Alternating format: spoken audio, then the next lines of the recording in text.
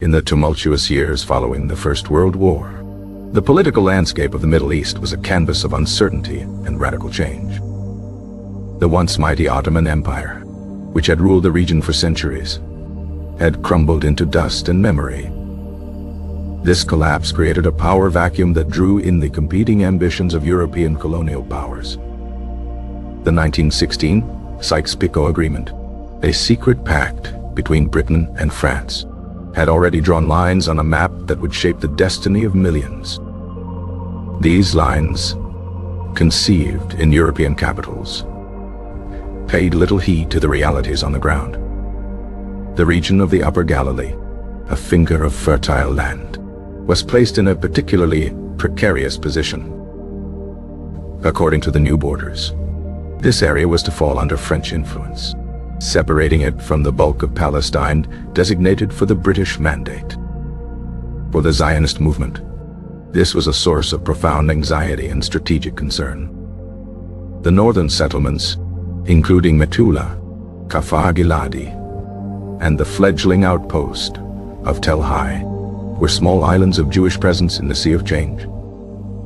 These communities represented the tangible realization of the Zionist dream of returning to the land. The situation was further inflamed by the outbreak of the Franco-Syrian War in 1920. Arab nationalists, loyal to the newly declared Arab Kingdom of Syria in Damascus, resisted French colonial rule. The Upper Galilee became a chaotic battleground between French troops and Arab militias. The Jewish settlers attempted to maintain a delicate neutrality in this conflict. They were not aligned with the French, nor were they party to the Arab nationalist cause. However, their very presence was viewed with suspicion by the local Arab fighters. Many believed the Jewish settlements were allied with the French, providing them with shelter and support. This mistrust led to a series of sporadic raids and attacks on the isolated Jewish communities. The settlers lived under a constant state of siege, their days marked by vigilance and their nights by fear. To organize the defense of these vital northern outposts, the Zionist leadership sent a renowned figure. His name was Joseph Trumpeldor, a man who was already a living legend. Trumpeldor was a decorated veteran of the Russo-Japanese War, where he had lost his left arm. Despite his injury, he was a charismatic leader and a committed Zionist socialist. He had helped establish the Zion Mule Corps, a Jewish unit that served with the British in the Gallipoli campaign. His arrival in the Galilee was intended to bolster the morale and the defenses of the settlers. Trumpeldor took command, instilling a sense of discipline and purpose among the defenders. Tel Hai, meaning Hill of Life in Hebrew, was more of a fortified courtyard than a village. It was a small, rustic collection of stone buildings, home to a handful of determined pioneers. The air in the Upper Galilee grew heavier with tension as the winter of 1920 progressed. The settlers worked their fields with rifles slung over their shoulders. Every unfamiliar sound, every distant shout, was a potential threat. The first day of March 1920 dawned cold and clear. A large group of armed Arab men from a nearby village approached the gates of Tel Hai. Their leader, Kamal Effendi, demanded entry to the compound. He claimed to be searching for French soldiers who he believed were hiding inside. Trumpeldor, seeking to avoid a confrontation, chose diplomacy over force. He agreed to allow a small number of the men to enter and search the premises. It was a calculated risk, a gamble to de-escalate a volatile situation. Kamal and his lieutenants stepped into the courtyard of Tel Hai. The Jewish defenders watched them with wary eyes, their hands never far from their weapons.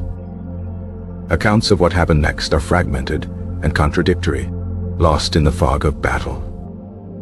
Some say a misunderstanding over a weapon escalated into a scuffle. Others claim it was a deliberate provocation, a spark intended to ignite a fire. A shot rang out, shattering the fragile peace of the morning.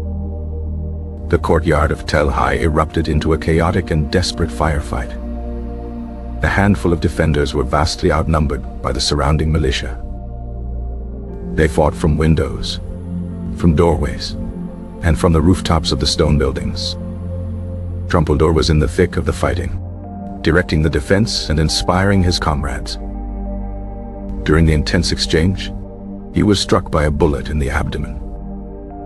The battle raged for hours, desperate struggle for survival. The defenders knew that surrender was not an option. As the day wore on, the cost of the defense became tragically clear. Trumpeldor, mortally wounded, lay with the other injured defenders. It is here that he is said to have uttered his famous last words. Ein dava, to flamuta d'artseno. It is nothing. It is good to die for our country. Whether he truly spoke these exact words has been debated by historians. But their power as a national symbol was immediate and undeniable. By the end of the day, the battle was lost. 8 Jewish defenders, 6 men and 2 women, had been killed. Among the dead was the one armed hero, Joseph Trumpeldor. Under the cover of darkness, the survivors made a difficult decision. Tel Hai could no longer be held. They evacuated the wounded and retreated to the nearby settlement of Kagaladi. Behind them, the Arab fighters set Tel Hai ablaze. The Hill of Life became a place of fire and death. News of the fall of Tel Hai and the death of Trumpeldor sent shockwaves through the Yishuv. The military defeat, however, was almost immediately transformed into a story of spiritual victory. Tel Hai became a foundational myth for the emerging nation. Trumpeldor and his comrades were immortalized as martyrs for the cause. Their stand symbolized the concept of the new Jew. This was a person who would no longer be a passive victim of history. This was a pioneer who would fight and die for their land and their dignity. The story was integrated into school books, songs, and youth movement ceremonies. Generations of young Zionists were raised on the legend of Tel Hai. The practical consequences of the battle were just as profound. It served as a brutal wake-up call for the Yishuv's leadership. They realized they could not rely on the British or any other foreign power for their security. If they were to survive, they would have to defend themselves. This realization led directly to a pivotal decision. In June 1920, just months after the battle, the Haganah was formed. The Haganah was a unified, centralized, and clandestine military organization. Its purpose was to provide a coordinated defense for all Jewish settlements in Palestine. The scattered, localized defense efforts of the past were now consolidated. The Haganah would eventually become the core of the Israel Defense Forces. The battle also reinforced the Zionist strategy of settlement. The temporary loss of Tel Hai did not deter the movement. It strengthened its resolve. The idea that the borders of the future state would be determined by facts on the ground became paramount. Settlements were not just homes. They were political statements and strategic anchors. In the years that followed, efforts to settle the Galilee and other border regions were intensified. The legacy of Tel Hai was embraced by all factions of the Zionist movement, though for different reasons. For the socialist pioneers of labor Zionism, it was a story of heroic farmers defending their land. For the nationalist revisionist movement, founded by Ze'ev Jabotinsky, it was a supreme example of martial valor.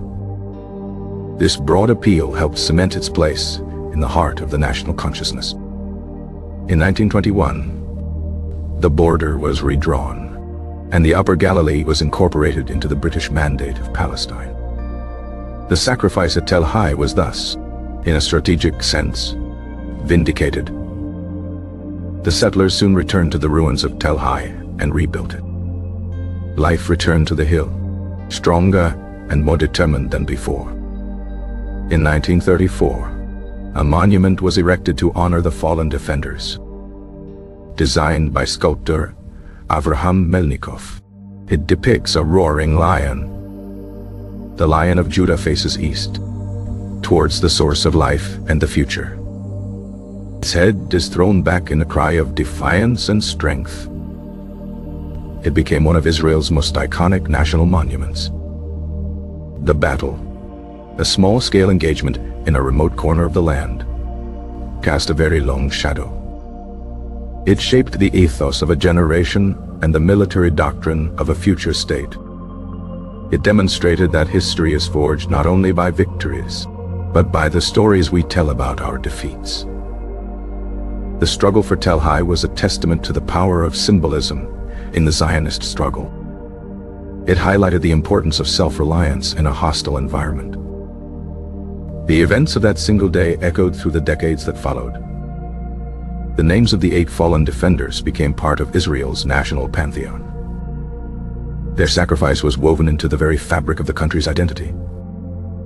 The battle remains a potent symbol of courage against overwhelming odds. It is a story of how a small, determined group can influence the course of history. The legacy of Tel Hai is not just in stone, but in the spirit of a nation. It continues to inspire discussions about heroism, sacrifice, and national identity. The roaring lion still stands guard over the Galilee.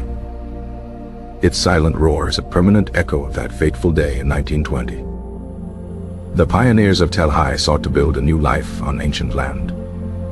They faced the uncertainty of a world redrawing its own boundaries. Their isolation was both a physical reality and a political condition. Trumpeldor's leadership provided a focal point for their anxieties and hopes. The decision to negotiate was a testament to a desire for peace. The outbreak of violence was swift and irreversible. Every defender, man and woman, played a crucial role in the desperate fight. The loss of the 2 female defenders, Devorah Drachler and Sarah Chizik, was deeply felt. Their bravery challenged traditional roles and became part of the legend. The retreat to Kfar Galadi was not an act of cowardice, but of survival. The burning of the settlement was a final, brutal punctuation to the battle. The story of the battle became a tool for education and inspiration. It provided a powerful narrative for a movement seeking to define itself. The shift towards an independent defense force was a turning point for the Yishuv. The Hagana's formation was a direct and pragmatic response to the lessons of Tel Hai.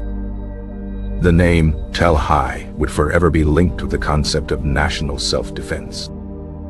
The political victory, in the end, overshadowed the military defeat. The redrawing of the border was a quiet but significant triumph. The rebuilding of the settlement was an act of defiance against despair. The Lion of Tel Hai became a pilgrimage site for the new nation. Its image was reproduced on stamps and in national iconography. The battle's narrative provided a sense of shared history and purpose. It served as a moral justification for the hardships of pioneering life. The story of Trumpeldor's last stand became a secular prayer. The battle was a microcosm of the larger Zionist struggle for land and identity. It remains a complex and debated event in Israeli history. Yet its power as a foundational story is beyond dispute. The echo of the shots fired on March 1st, 1920, can still be heard in the identity of modern Israel.